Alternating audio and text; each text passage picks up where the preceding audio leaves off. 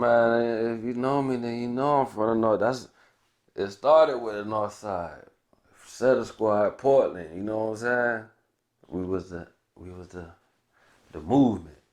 You know what I'm saying? To 1090. You know what I'm saying? It was all the transition from boys to becoming bigger men and trying to do different shit and trying to find our way in life. But definitely from the north side, A1 Day One. You know what I'm saying? Let me get some more red cup. My red cup is on E. Beatz Hood certified. Red cups on the red couch with Louis T. Make sure y'all hit that like button and subscribe right now. IMOLT podcast. Make sure you hit that subscribe button on YouTube. Look us up because we got a new episode. Champion bound to Malcolm X with a pinch of Christ. Cashes with the jab, I'm Floyd May, my defense is nice. Crafted by a Mac, I'm embedded to get the cheese. Genius with the beats, this pop off and I move with ease. Genius. Heart cold. Alright, you ready? You good? I'm good. Want to welcome everybody back that's viewing, listening. Red Cups on the Red Couch. We got a very special guest. I'm going to let him introduce himself. Beatzdagod, Beatz Hood certified. I'm in the building.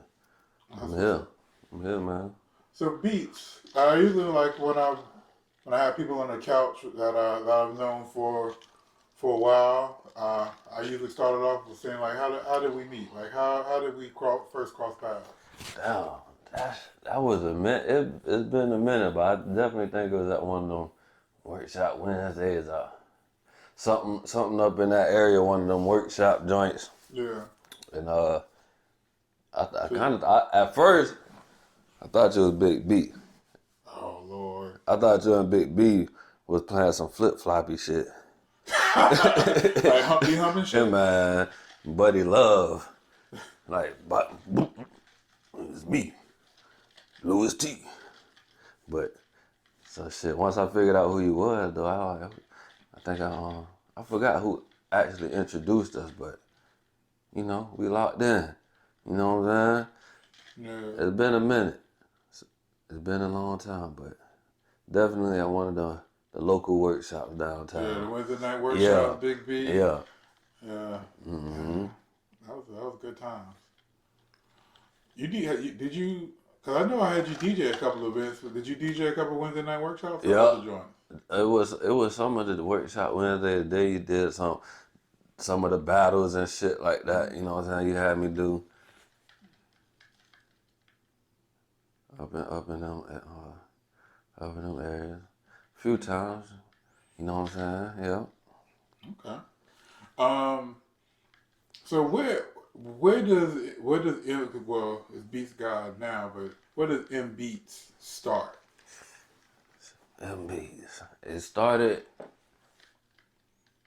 8th and Castle. Really? Yeah. I ain't had no name until I went to 8th and Castle and Blessed like, yo, I'm doing this joint with the 10. I need 10 joints. I'm doing it with the producer. I'm gonna do you first. I need to just put 10 beats on the CD and we gonna use them. I was like, all right. Next day, brought him this 10 beats on the CD. He like, what's your name? I'm like, man, I said, just put produced by Matt. And like, man, we can't use that, man. The next day I went back up there. He had the M beats with all the 3 M's. Yeah, the beats. Yeah, that's where the come from. Yeah. Okay. So well, I had recently an artist I think you're familiar with, Young Glad on the couch. Yeah, that's my bro right there. Big bro. He said that y'all had like a rap group that kind of predated the YBGs. Yeah, we see that's underground music. You know what I'm saying? Yeah. That's when I really, like I said, I ain't had no name, but we was doing. I had my own crib. See, I had my own crib in Marking Off when I was 16. Me and my baby, my first girlfriend, my baby mama, we had our own spot. We had 3 rooms. One of them rooms was a studio off the rip. Yeah. So, you know what I'm saying? Right after school, everybody hop in the car with me, and we'll go to the crib, and we'll just start dropping tracks, you know what I'm saying? Yeah. That's what the hangout spot was. And So that was really before I got introduced to going up to Bless like that, you know what I'm saying? Right. Like, when I got introduced to Bless, I started going out there more. and then I still do my thing on the side with my artists at the crib. Gotcha. Yeah. So back then, so I guess that was kind of like playing ball on the street. Going to Bless was actually like playing like Yeah. JV I'm or in something. the league. Yeah, you know what I'm Yeah. saying. I was on the court. Yeah. Yeah, that's how I felt. And so you did, and then you went on. So that was the YBGs. So and they didn't really have a name. It was really the producer. So it was like YBGs, I think, featuring Quote, and it was like Beatz. Yeah. M Beatz. Yeah. And what was next for you after that? Like, cause I mean, I'm sure cause you were still in school. Yeah, I was still in school. And I mean, for anybody that like we did the whole Eighth and Castle, and then people haven't seen it yet, but then after that we actually did the reunion, Right. Yeah. which more on that to come. But talking to them after that first album, it seemed like in high school, y'all, I know they was lit. How about you? I was extra lit because, like I said, I was doing my thing on the side too. So me and Sonny Boy, we had came up with a song called Ball Tie Fall. Uh-huh. So we started, I don't know how he got it to P Money Big B, and he hit me like, "Hey man, P Money want to meet with us." He said, "Come to his studio on Castle Street." P Money had a studio right around the corner from Bless at the 2-story joint on the corner. Oh, really? And his was at the top floor, yeah. I never even knew So that. Sonny came to my crib. We rode the P Money joint.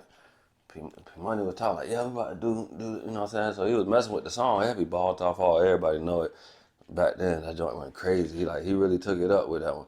So, you know what I'm saying? I'm in the, he got turntables in his joint. So I'm just scratching, messing around with it, dropping songs back to back. And bro, like, "Hey man, you out, P Money like, yo, hey, I might have to start using you."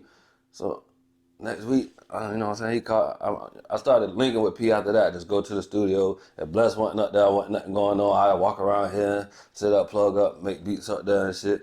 And our DJ, so weekend come, I carry the crates in for him. Nothing going on, and then I just start messing around while he doing him or whatever, talking to the owner of the club or whatever. And it just became like a routine thing. I'm still in high school, but I'm in the club with, you know what I'm saying? I ain't even supposed to be in the club yet. So I'm in high school doing that. So then it come to me like, "Yo, man, I ain't been on team parties in a minute." I got up with Sonny, but I'm like, "Hey, we about to throw us a team party." And y'all remember Whitey's that was right there on Market Street? Yeah. They had the Alberta Inn Motel. Hey, that's the only spot that rented us a room. So they rented us a room. It's not even a hotel. It was motel. I'm talking about the most beat up motel you can find in Wilmington, right there on Market Street. They had a little conference room. They let us book it from like.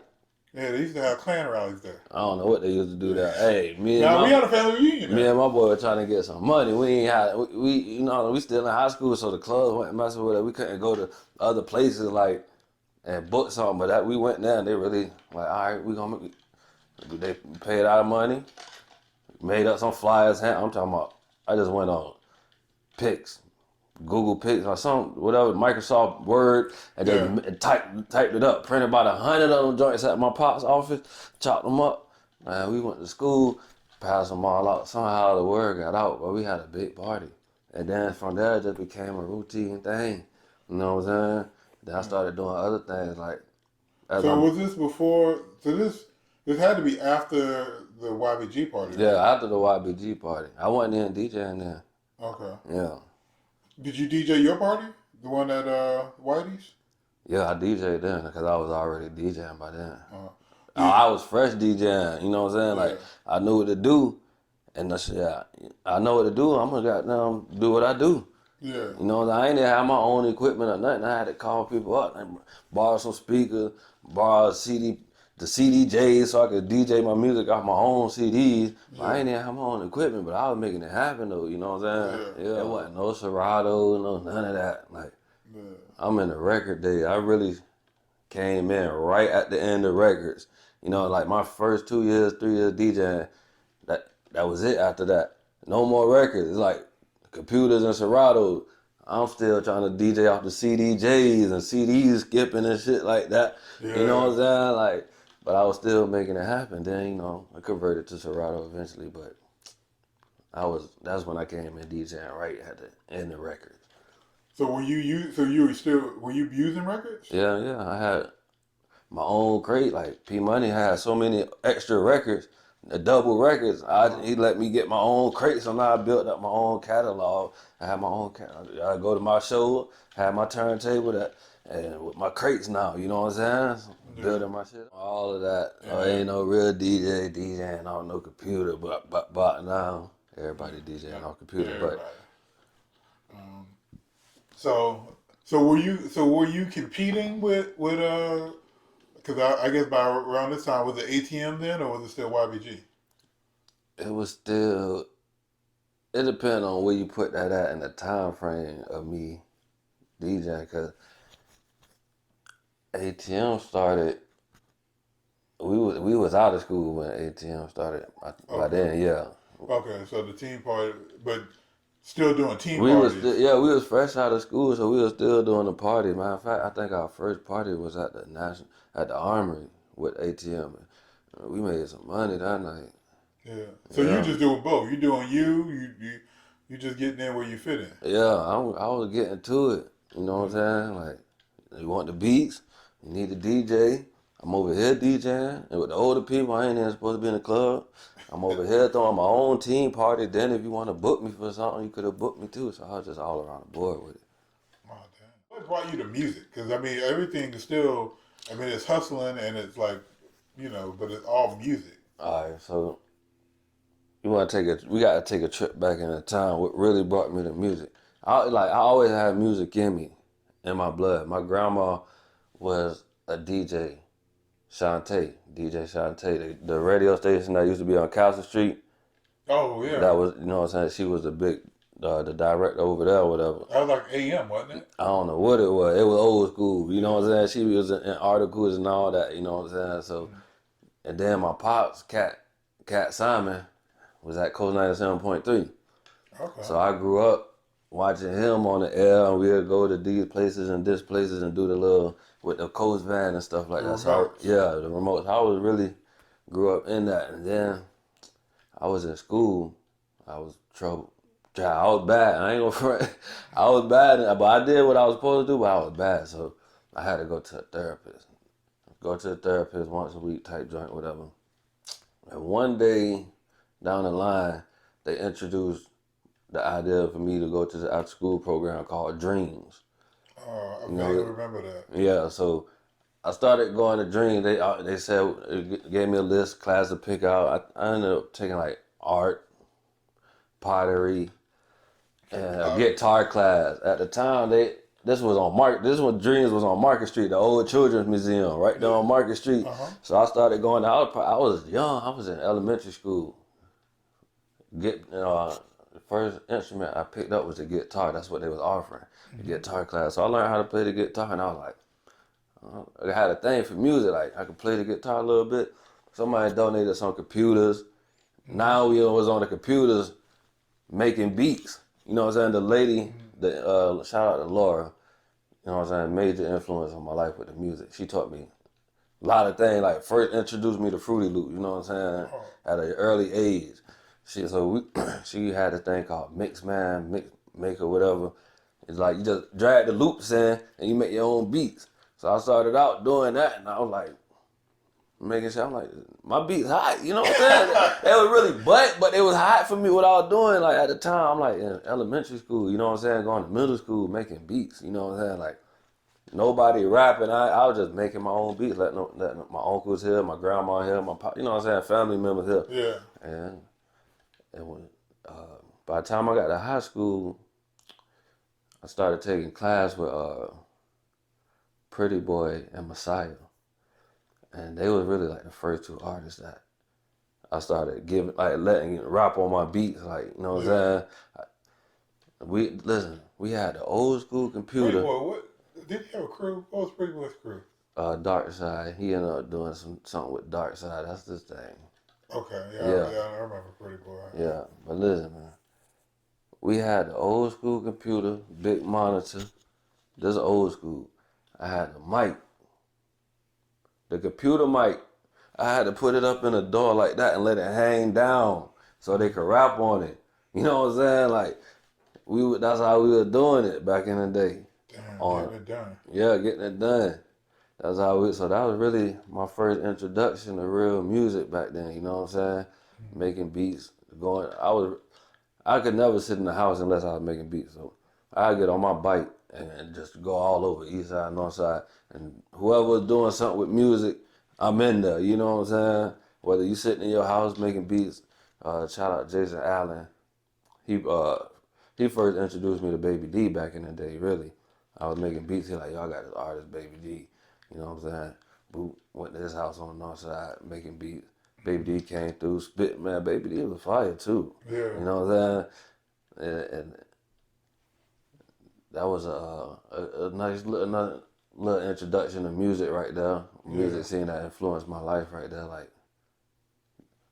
at the time he was big. You know what I'm saying? So, Baby D. Yeah. Yeah. So him to come over and like actually like my beats. That's the Baby D. We used to play him on the limelight, right? Yeah, you know what I'm saying? Then he had him and Major was going at it back and forth, you know what I'm saying? So I was hearing them on the radio, so for me to actually meet him, like, my first time, the first artist, like, one of the first artists I'm letting hear my beats, and he was big at the time. I'm talking about on the radio, so like, him rocking with me, and I'm like, okay, you know what I'm saying? Like, I know I'm going somewhere, you know what I'm saying? Yeah. And I just kept doing my thing. Man, rest in peace, Baby D. Rest in peace, Baby D, man. Tragic. Bro, I was in school. I was in high school, and Azalea, she was in my class. The girl. Yeah. We was in class together, and they made an announcement. You know, she didn't come in class that morning. They made an announcement on the intercom, like moment of silence and all that. I'm like, what? It was real crazy. Yeah. You know what I'm saying? Then I get out. And Jason all shook up. Messiah was shook up. Like, what happened? Like, he tell me the story. I'm like, dang, God, man. It was tragic. Yeah. But rest in peace to both of them, really. Yeah. So. Okay. So, all right. So what do you feel more like right now? Are you more producer, more DJ? Yeah, really, I ain't been on the DJ scene in the past year and a half, 2 years. I just fell back. Especially once the clubs started closing so much and they started putting I'm like, you know what? I just had to switch my hustle and I started my website, started a YouTube, and just took my production level to another, my production game to another level. You know what I'm saying? Oh, we're gonna get to that. Yeah, so that's why I fell off the DJ scene though. Yeah. I ain't, you know what I'm saying? I just fell back. Because it went, like I said, clubs closing, money stopped coming in, all this. So I just fell back, work on my beats. Grand opening, grand closing. Yeah, I did what I did. Before we leave the DJing, then, what would you say like was the biggest party or event you DJ? Man, I done DJ so many big events, and even with big artists, you know what I'm saying? Mm-hmm. I done DJ so many. I don't even know. Like, so nothing really just stick out to you, like, you know? I mean, really my favorite, the one that really hit me the most was probably the Migos. Mm-hmm. You know what I'm saying? With me being a QC DJ, and then at the time I had produced a song for one of the artists, Migo Domingo. So, you know what I'm saying, I'm DJing, and then I'm picking the songs that, there's no script. I'm picking their songs as we going, so we interacting. And out the blue, I just played a song. Like, let me see what happened if I just play this in them right here, right now. I played a song, and Quavo looked at me. He, started pointing at me, you know what I'm saying? They turned up. So I was like, yeah. So I told Rail, their manager, I'm like, yo, I made that beat, you know what I'm saying? Like, I got more beats for y'all, and to get swap numbers, and you know what I'm saying? I went from there, but that one there So you just really seized the moment. Yeah, really did. That's I don't think they was expecting that, and I don't think they was expecting me to be the producer of that song. So, when it dropped, quick, I got the footage on my YouTube. I can show it to you. Maybe you can put it in. But Quavo turned up. You know what I'm saying? He started pointing at me like, oh, what you know about that right there? I'm like, yeah, I did that beat for y'all, man. You know what I'm saying? Y'all ain't even knowing. Damn, that's what's up. Um, what's the YouTube page? 808 Beatzdagod. Okay. Beatzdagod. All right, and it just showcasing your beats. Yeah, pretty much. I might, if I drop a song or something with an artist, then I might put it on my page. Depends of the video. If I like the video or direct the video or something, Yeah, I'll put it on my page. got you. So it's pretty much Pretty all much in just, bass, in beats, tastemaker. pretty much just my beat catalog Yeah. to the world. You know what I'm saying? Get on, go to YouTube, type Beatzdagod, and see all the type beats and get right. Okay. One thing when we were doing the ATM reunion, the Stack Boy reunion, I invited you and Big B hosted that. Right. One thing, the questions, a little teaser. I remember Big B said people would get at you to do the beats when he was doing the limelight, because if you did the beats, it had a better chance of getting played. Yeah. How true is that? It was definitely true. You know what I'm saying? I don't know why. I had a connection with Big B, and sometimes I work harder than the artist. You know what I'm saying? Just to get my work out there. Sometimes I just wanted people to hear my beats. Somebody rapping on my beats. If I made a song, we made songs together. Even if you didn't take it to the limelight, I was. You know what I'm saying? That thing, you're gonna hear your song on the radio. You know what I'm saying? So that's why you had a more likely chance. It wasn't a lot of, you might work with a producer, he might make you a hit, but if you weren't taking it to the radio station, not doing nothing with it, it wasn't doing nothing for you. Yeah. You know what I'm saying? Me, I was taking straight to Big B. You know what I'm saying? Every weekend. And how did you? Because also, spoiler alert. From that, he said y'all had a relationship. Like, how did you and B form? Like, how did you meet Big B? I met Big B when I was young too, at the boys club. Really. Okay. I think that was before the music. You know what I'm saying? I was just bad running around the boys club. Big B was there. You know what I'm saying? So Big B really know me as Matt. Before M Beatz and Beatzdagod and all that, he knew me as just a little badass Matt. Yeah. Okay. If Colt was Fat Joe, you would be his Scott Storch. Yeah. Yeah. Quote, we had to end up building a good relationship.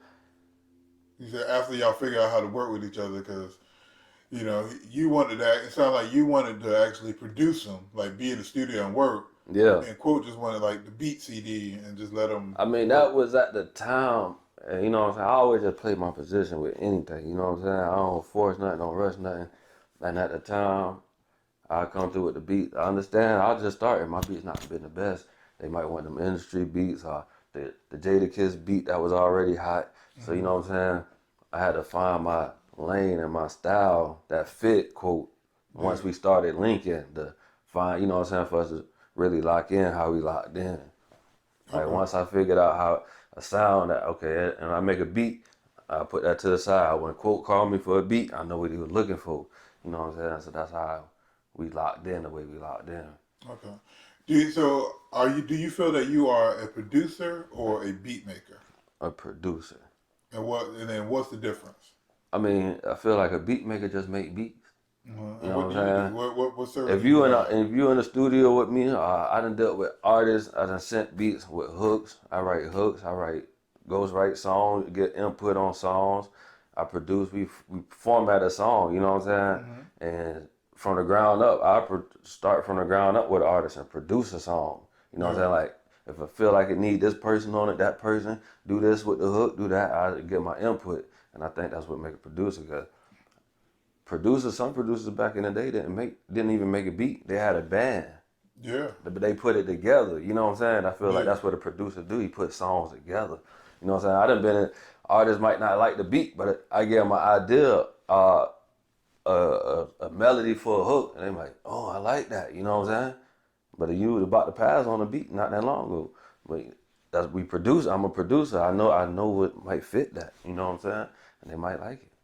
That's producing. Yeah, but I think hip hop is what got that kind of because outside of hip hop, that's what a producer do. Like, people might not look at Diddy as a producer. Yeah. He didn't make the beat. Yeah, producer though. But you can have that same beat and it ain't the same without Diddy. Yeah. You know? Same thing with Khaled. Yeah. You know what I'm saying? Yeah, a lot of people I think try to front on Khaled, and yeah, it's the same thing. Like he's bringing in that beat maker, and like I want that beat maker. I want this artist. I want the hook. Matter of fact, beat maker, I want you to sample this. I want to kind of redo this, and It's like a director. Exactly. Director don't always write the movie, don't even edit the movie, but he get the movie done to a certain, you know what I'm saying, seeing a certain vision, you know what I'm saying? And that's what a producer do. They get the song made to a certain quality or hearing, you know what I'm saying, a hit or a good song, you know what I'm saying? Who are some of the other artists like in the port that stand out? You got to mention Biddy, Merc Biddy. You know what I'm saying? We had one of the hottest mixtapes in the street at the time. It really changed, I feel like it changed the culture a little bit of the hip hop scene, because music was kind of dead in the city at the time. You either had the old heads or you had nobody. You know what I'm saying? And so when we came out with the younger generation, it's just like everybody grasped to it. All the young people grasped to it. And now, as we older now, you know what I'm saying, it's still, if you vibe with that, it still live with you 10 years later. You know what I'm saying? We made that album 10 years ago, and it still resonates with people. What's the album? Seafood, Eat Food. Okay. Merc Biddy, rest in peace, man. Definitely a classic. You know what I'm saying? One of the most influential around here. That's what gave me another boost up. To this day, people say, bro, I need you to host my mixtape like Merc Biddy. I need to work with you, bro. And, artists always ask me, what was it like working with Biddy? You know what I'm saying? That's how I know that mixtape had an impact on these younger artists. Yeah. Yeah. Okay. And we also mentioned Glad. Definitely Glad. Pretty Boy. Messiah. It's like, there's so many people I don't work with in the port. It's like, really, if you're a real artist, a true artist, you're gonna come to me. You know what I'm saying? Yeah. Because I do it, I'm all around the board and I work. If you want some quality music, industry ready, you're gonna go to Beatz. You know what I'm saying? Yeah. So do you feel like you have like a certain sound, or you can make anything? Like, is there like I got my own sound that I make, and I make my beat. You might could tell one of my beats because it's just off the wall. You know what I'm saying? Yeah. Just dropping crazy bass, and then I tailor to my artists, my clients. You know what I'm saying? And the people that watch me on YouTube now. Mm-hmm. So you know what I'm saying? I got to tailor my beats to them. You know what I'm saying too? But it's all my style. You know what I'm saying? It's nothing gonna be like the same as anybody else. Yeah, cause I remember talking to you at the reunion. We were talking about Haji P, and you was like, "Yeah, I got some Haji P style beats," and he was like, "Nah, we want some M beats." Yeah, but you was like, "Nah, I can take it to his world or mix it with mine." You know what I'm saying? I know you like that hip hop, but when I put my hip hop spin on it, it's gonna be a little different. It ain't gonna sound like that '80s boom bap, but it's gonna have that vibe, but it ain't gonna hit like that. You're gonna tell you're gonna be like, oh yeah, Beatz did that one. You know what I'm saying? It's gonna hit different. Gonna have a little different groove to it. So how did you start getting your beats to artists outside of the port? Like, how did you've had a couple nice landings out there, you know what I mean? Like, so what would you say your first big placement was, and then and how did you get it? My first big placement to me was the Migo Domingo record, Might Be. Okay. And really, I had got his Instagram, and he had his email up there for beats, so I just sent them beats. And one day I just woke up, you know what I'm saying, no lie, I just woke up and looked and seen I'm on my mixtape. I'm like, okay, just looking at the new mixtape. I said, the Migo dropped the mixtape. You know, hosted by DJ Durrell. I go to it. I'm just listening to it, skipping through it, seeing what he got on there, and like, that thing I know I hear. I listen, I'm like, I hear the M on the beats. Well, I said, oh shit, I jumped up and down. I was like, oh, that's my beat right there. We in there. You know what I'm saying? So they had my credit wrong though, cause they thought the tag said them on the beat instead of M on the beat. So I had to call them, got up with them, verified, sent them more beats. Like that's my tag. Like you know what I'm saying? Verified. They're like, okay, you know what I'm saying? So and it just kind of went from there. But that was one of my big joints, and I ain't really do nothing but just. He went to the Instagram and he said send beats to, and I just sent some beats for that one. Almost like a cold call. Yeah, you know what I'm saying. I got a lot of them. Yeah. You know what I'm saying. A lot of times, cause look, this music joint. I'm gonna tell y'all, this music. When you're trying to do it and you want to do it to a certain scale, you know what I'm saying. You want to reach your potential. It's gonna be hard. You know what I'm saying. There's gonna be times where you want to give up, and a lot of them times where I went about to give up, something happened. I get a placement. I look at my phone, got some money, somebody calling for some beats, and they're like, don't give up. You know what I'm saying? Yeah. Keep going, because it's only going to get better from here. You know what I'm saying? So that was really one of my first joints that got me excited. Like, shit. Like, oh, shit. What year was this? 2015. Okay. Yeah. And the crazy, because I was fresh out. I had just got out of prison, too, so I had just got out of prison. I was trying to figure out what the hell I was going to do. I went to school. I went to Cape Phil. Took a few, went there for a semester for body work. I got a job over here, and in the mix, I'm just trying to find myself. Like, they wouldn't, like, I just got out of prison. I'm on a bracelet for 30 months. Probation was 30 months. Ankle bracelet. And they said you cannot go to no clubs. You know what I'm saying? You cannot do none of that DJing shit. So I just really had to focus on my beats and work type shit. You know what I'm saying? I got a little job at the warehouse, was working, go home and really just make beats. Try to network from the house, get on Instagram, network with people and just send my beats out. You know what I'm saying? That's open up doors. Then I remember like when I was locked up, I came up with a blueprint for my website. Yeah. So I went back to that blueprint, started my website, the YouTube. You know what I'm saying? Everything just started coming together after that. When you hear a lot of times people will say when they're locked up, you get a lot of perspective when you're locked up. But it sounds like even after you got out, you were still trying to figure it out. Or like. Yeah, when I got locked up, it brought me to a different. You know what I'm saying? When I came out, I looked at life different. I did so much reading and studying. Like no reading, no novelties and hood books. I was reading self-building books on millionaires and how did they get to where they at. So when I came out, I was like, where do I start? You know what I'm saying? I can't DJ, which I really wanted to do because before I got locked up, I was DJing heavy. You know what I'm saying? So when I came out, I couldn't DJ. The beats was only going locally. You know what I'm saying? So I had to work. I started working just to get money at the time. Went to school first. Got that little check, did a semester school. After that, I wasn't bringing no more money. I wasn't going back to hustling or none of that street shit, so I had to work. Started working, and then in the midst of me working, I'm watching YouTube and I'm hearing people like, they not coming to me for beats no more because YouTube out. So the artists that I was doing beats for, like they going to YouTube for beats now. So I'm like, when I was locked up, getting myself together, my thoughts together, I came up with a blueprint for my website, Beatzdagod.com was in the middle. And I had, you know how you brainstorm? Yeah. I had to brainstorm with each subcategory I wanted, how I wanted. So I just went back to that blueprint. I had my notes and stuff from when I was locked up. So I pulled out my notebook. I looked at my blueprint. And I just started working on that, you know what I'm saying? And that was, you know, that's what I'm still doing right now.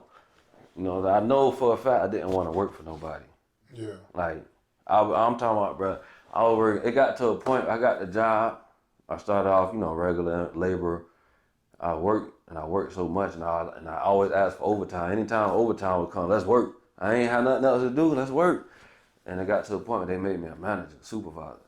I started supervising 2 shifts. The second and the third shift. I clocked in at 5, p.m. and I leave at 8 a.m. 2 shifts. I was pulling 100 hours a week. You know what I'm saying? And the work that I was doing.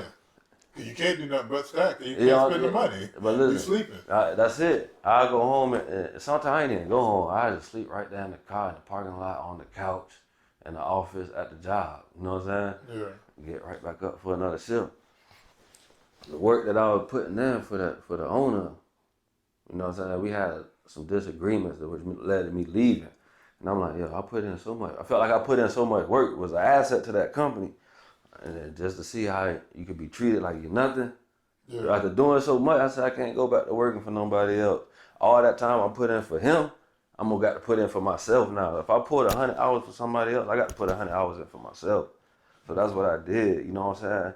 I started locking in. No time for no extra curriculum activities. I just worked on me and myself, you know what I'm saying? And to get to where I need to be and keep climbing up, you know what I'm saying? Mm-hmm. Yeah. So then what was the, so what year did you get out? What year was that? 2015, 2014. Okay. 2014. So 2014, yeah. And then 2015 is when you got the placement. Yeah, because I did my 30 months up. My 30 months was up. No, hold on, my 30 months. In the midst of my 30 months of me on probation, that's when I got the placement.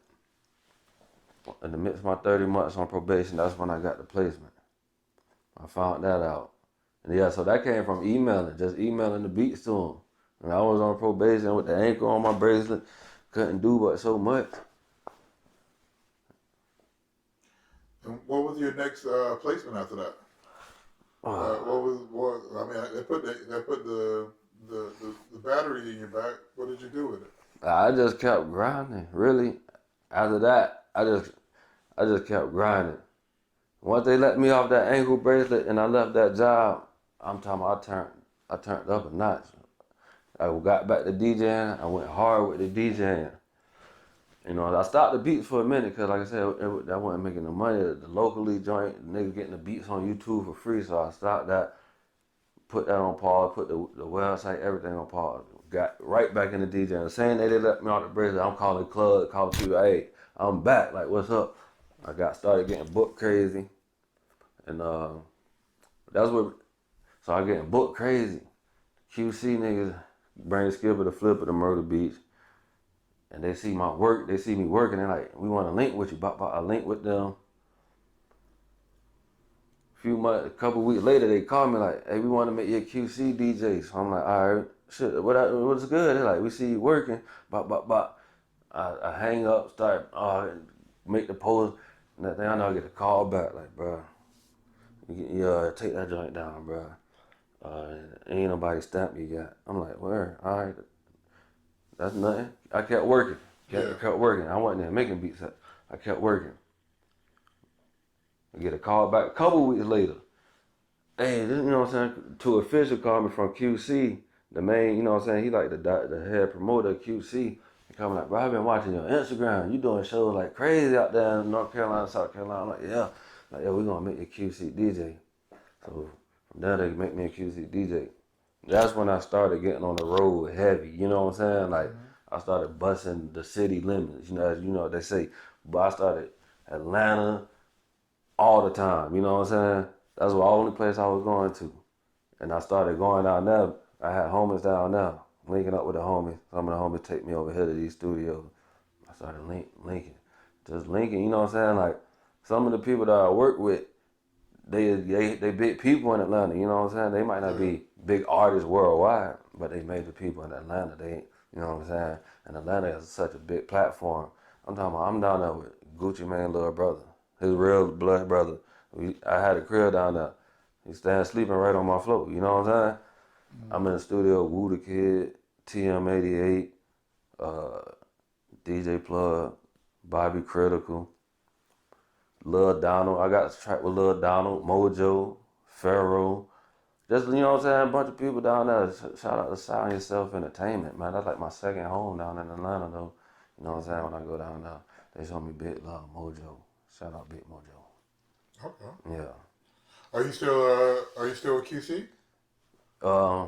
It ain't no like leaving, you know what I'm saying? Like I just turned my back or something like, but I stopped DJing, like I said, past 2 years to get my website and shit on.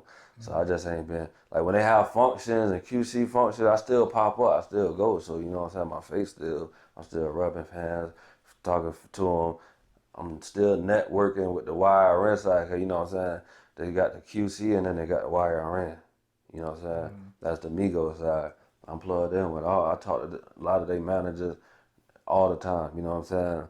I talk to Offset, Big Brother, all the time. You know what I'm saying? And he locked up right now too. That's crazy, but I'm still plugged in on that side. So yeah, you know what I'm saying?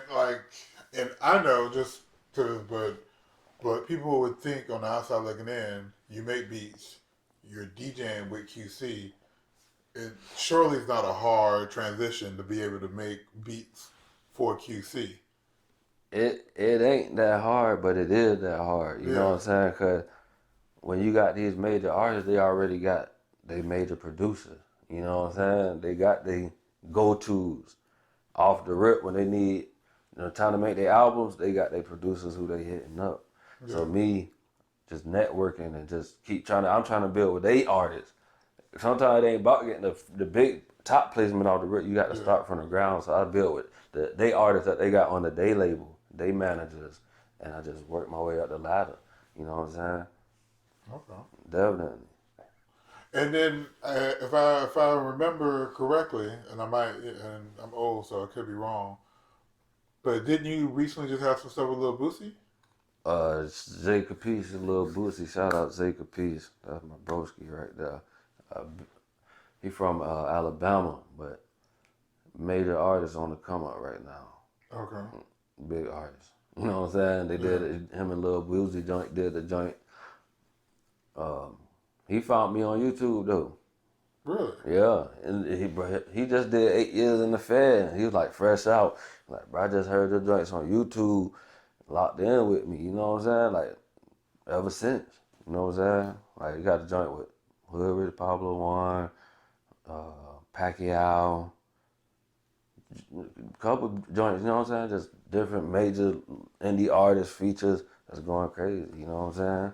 Yeah. Views going up, 100,000, 200,000, 300,000 views on the videos, and he came straight from Alabama. You know what I'm saying? I only met bro one time in real life. That was at the Hood Rich Pablo Wine session. But that's my bro. You know what I'm saying? Like we communicate, we locked in, and when he need beats, he hit me. You know what I'm saying? Every project since then, we just been locked in. Like from his first project, I done and produced the first one, the second one. You know what I'm saying? I just sent him another pack. We just locked in, you know what I'm saying? Like, for the next project about to come out. So, there ain't no telling who's gonna go on that one, you know what I'm saying? That's what's up. Yeah. So, if you could pick, like, who would you, if you could produce your own Beatz DJ Khaled producer album, like who's the, and you know, labels like, yo, we're willing to, on one track, we're willing to splurge it all. Who's that first person that come to mind that you want to do it, produce? First person, probably, it depends on what label. Certain labels got certain artists. But no, you can pick anybody. Like, if I could pick anybody right now, like who do you that person? It'd have to be some music that I listen to, really. Yeah, like who do you listen to? I listen to a Young Boy, Ride Wave, Lil Baby. You know what I'm saying? Yeah. Them. That's pretty much it. I listen to other artists too, but them the main ones I go to. Rowdy Rich, you know what I'm saying? Love to do work with any one of them, of course. You know what I'm saying? They the biggest artists in the game. You know what I'm saying? Okay. Yeah. Yeah, Lil Baby's really doing his thing. Man, Lil Baby fire. I'm trying to get some beats of him right now. You know what I'm saying? Like I'm talking to some people that's trying to get my joints in front of him right now. I got some people that's working on my side too, like some managers in the game. You know what I'm saying? On the QC side and on just other side. You know what I'm saying? Just producer managers, like, you know what I'm saying? We gonna manage it. We gonna make sure you. So I'm sending beats constantly. You know what I'm saying? It's just all it takes is one. So that's why I keep working. Yeah. You never know which one gonna be the one. You know what I'm saying? Some of them get overlooked, and some of them might not even get heard. But you just never know. That's why I'm always working. What about Carolina connections? What about with the baby's kind of like out of there, but what's my man that's like right up under the baby? Tusi. Not Tusi, but yeah, Tusi too. Yeah, I definitely work with Tusi. Tusi And, probably. Oh, you talking about Stunner Fold? yeah, Stunner from Vegas. Yeah, I got some shit. I make that type of shit too. I definitely work with him. No, I work with anybody. Well, no, I'm just saying. Have you ever tried reaching out? Like how you talking about working out? Oh yeah. I try to reach out to a few people that know some people that know some people. You know what I'm saying? When you plug in, you can just holler at somebody that knows somebody that know, bro. You know what I'm saying? So, but they don't always work like that. It'd be a waiting process. You know what I'm saying? Sometimes, and it'd be a matter of networking. That's why I be out on the road. I just like to pop up, show my face. People see my face repeatedly. They gonna wonder, you know what I'm saying? Who is bruh? What he do? Somebody might, you seen my man before?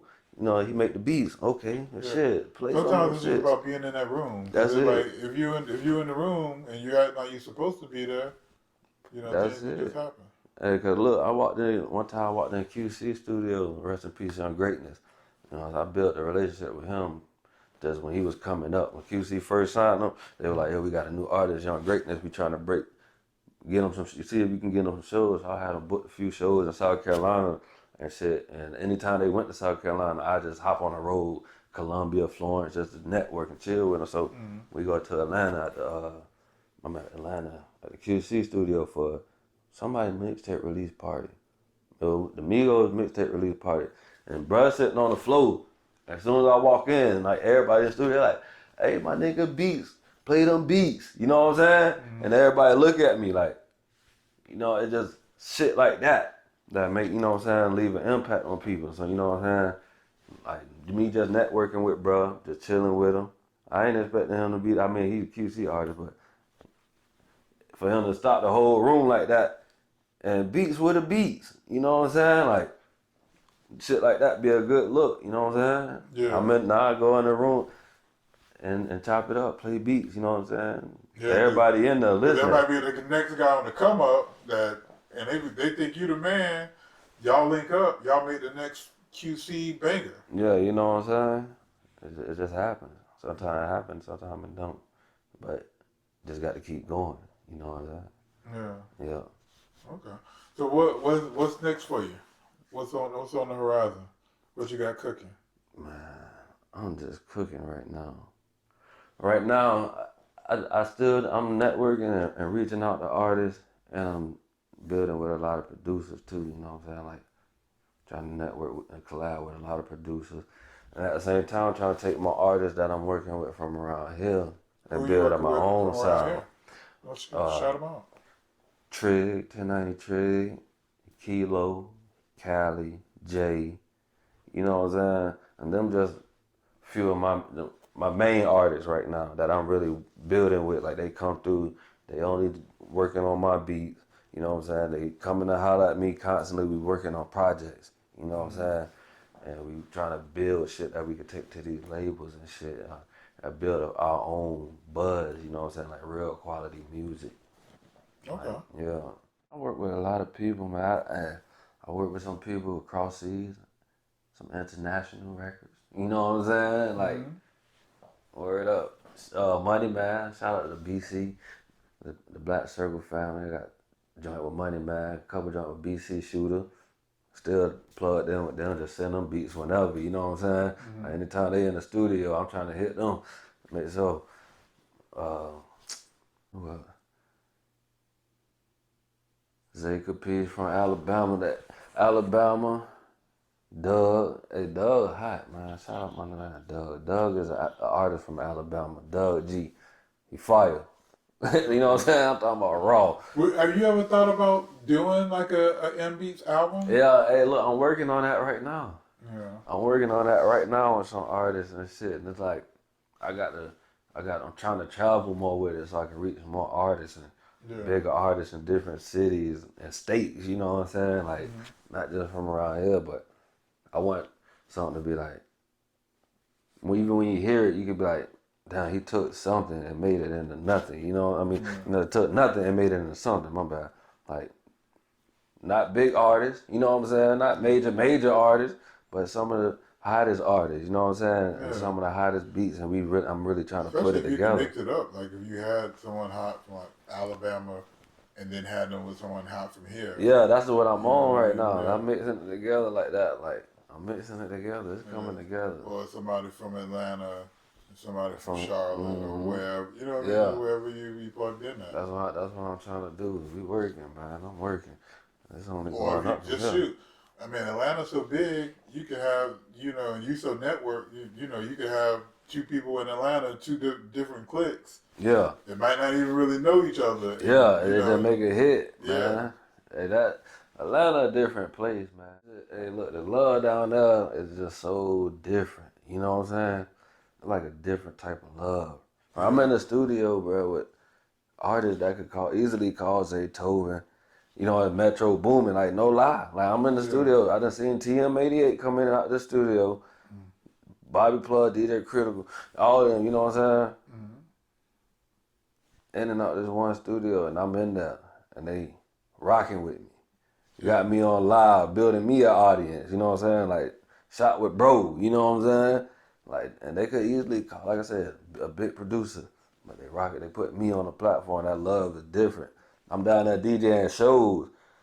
One nigga get on the mic that's hosting, like, stop the show, stop the party. My nigga got beats. Play a beat. I'm about to go in. I play a beat. He just started making a song, like just freestyling at the party.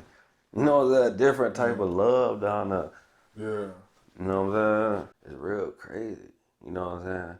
It's like, I get more love and do more business off my website than I do down here now. You know what I'm saying? Yeah. Like, I don't know why. You know what I'm saying?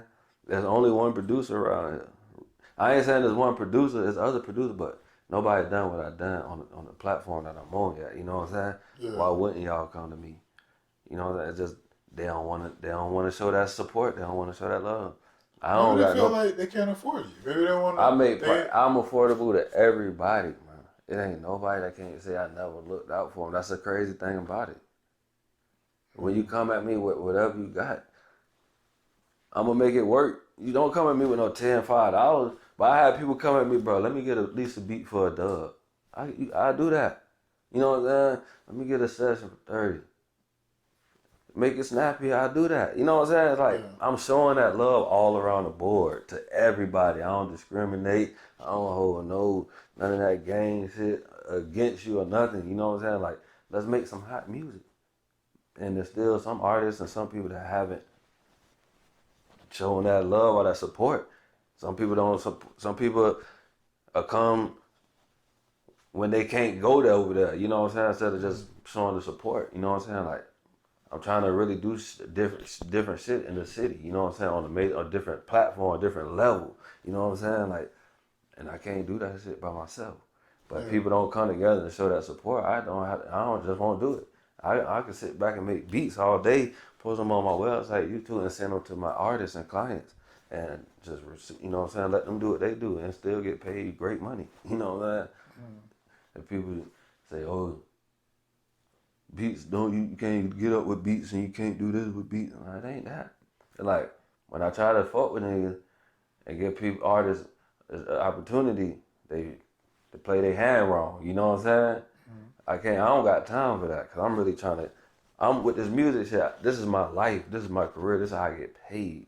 You know what I'm saying? I don't work no 9 to 5. I don't even selling no drugs.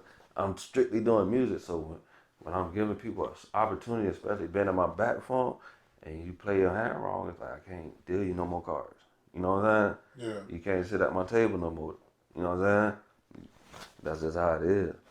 I got to keep moving. I can't worry about the locally scene because it's a whole world out there. You know what I'm saying? Yeah. I'm trying to get to the world. I'm trying to get to that bag. You know what I'm saying? YouTube, 808 Beatzdagod. Website, Beatzdagod.com. Instagram, Beatzdagod. Facebook, Beatzdagod. You can even Google Beatzdagod. It's going to take you to everything I'm on. Audio Mac, SoundCloud, everything. Whatever so I'm on. Just for that spell Beatzdagod, just to make sure people. Beatzdagod.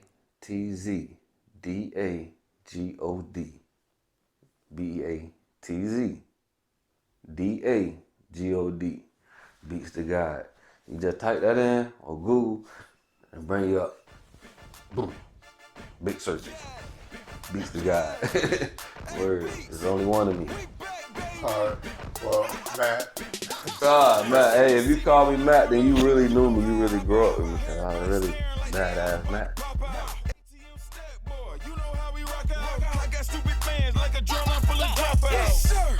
I got M on the beat, said how to buy shorty, now she was ready to eat. She want a menage, told her back shorty, then usher her in the room, just me and my little friend. Shorty said she scared,